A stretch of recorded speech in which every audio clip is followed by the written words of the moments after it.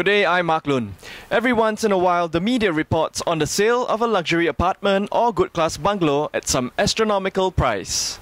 The most recent high-profile transaction came last month when the Straits Times reported that Mr. Soon Tong Yu, the co-founder of e-commerce giant Alibaba, bought a penthouse in the Le Nouvel Ardmore for 51 million or an impressive price per square foot of 3,676 PSF. So what drives the ultra-luxury property market here in Singapore? Why would an overseas buyer pay so much for an apartment penthouse? Luxury apartments or good-class bungalows? Which one to buy? If you're interested in the Singapore ultra-luxury property market, you'll want to stay tuned today. On this month's Singapore Private Property Report, we explore the ultra-luxury property market in Singapore. Next on XTV, with your host, Mark Lun. Ultra-luxury penthouses and good-class bungalows are part of an exclusive niche property market in Singapore. Each deal is highly unique with its own set of circumstances that are dependent on factors such as the buyer's profile, the buyer's investment objectives,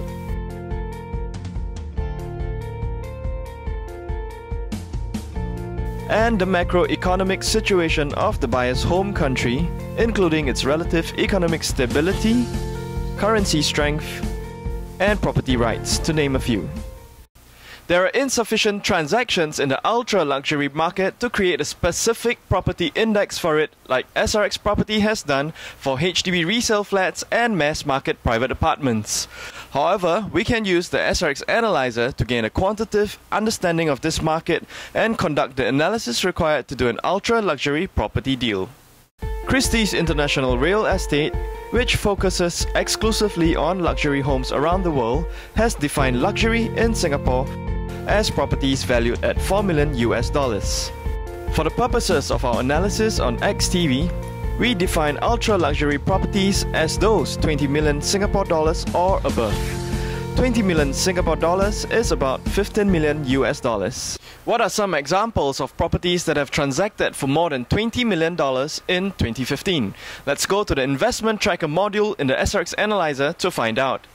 In 2015, there were 2 condos and 9 landed home transactions greater than 20 million Singapore dollars. Le Nouvel Ardmore is located at Ardmore Park in District 10 and was transacted for 51 million. Nassim Park Residences is located on Nassim Road on a huge plot of land in District 10 and transacted for 22.5 million. The biggest landed sales transaction was at 35 Ridout Road at almost $91.7 million. We can further our understanding of the ultra-luxury property market by studying graphs in the market analysis section of the SRX Analyzer. The first thing you see from the graphs is that this market is very small. Until 2005, when the government and low interest rates sparked the Singapore property market, transactions were in single-digit territory. The market hit an all-time high of 64 transactions in 2010 and have seen a steady drop since the cooling measures kicked in. The second interesting result we find is in the median sales PSF. Here we discover that the peak in PSF occurred in 2006 and not 2010. In 2006, the median sales PSF was 2,351.5. Finally, we see from the total value graph that 2010 was a record year with an amazing $1.7 trillion in ultra-luxury total sales. And now let's go to Samuel Eo of Christie's International Singapore, who's at the $25 million penthouse at One Shenton. Macroanalysis gives you an indication of the market movements, but we really need to drill down to the individual transactions. Each one is so unique. For example, take a look at this ultra-luxury transaction in Sentosa. Say a Japanese buyer who bought that home on Sentosa in the year 2012 by converting 1.25 billion Japanese yen to 20.2 million Singapore dollars. He then sells the house at $70 million in 2014. This property was sold at a loss of 3.2 million Sing dollar in 2014. What seems like an unbelievable loss to you and me might actually be a gain for the buyer. But when he converts his 70 million Sing dollar back into Japanese yen, it turns out to be 1.37 billion.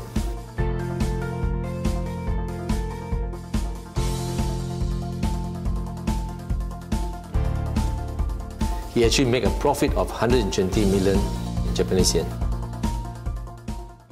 In other words, the overseas buyer is playing by different rules from you and me. Exactly. We can't do a simple capital appreciation calculation and determine the gain or loss.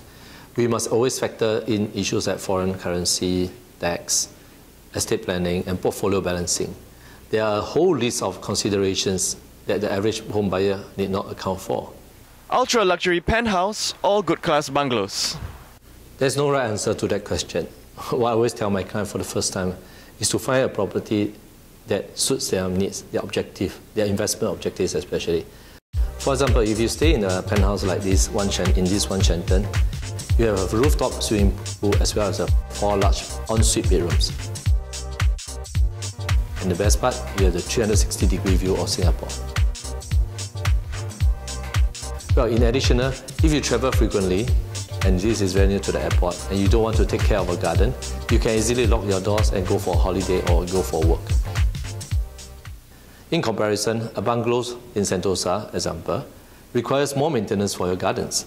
And however, a bungalow can give you more space and also a large yard for your kids and family to enjoy. So it gives a feeling of serenity and quiet, especially those houses that are facing the sea. So in the end of it, it all depends on what you prefer in your luxury home. And this concludes our look at the ultra-luxury property market in Singapore. Thank you for watching this episode of XTV. Join us next week as we return to reality and comb the Singapore property market for homes priced below X value. I'm Mark Lun. Have a good day.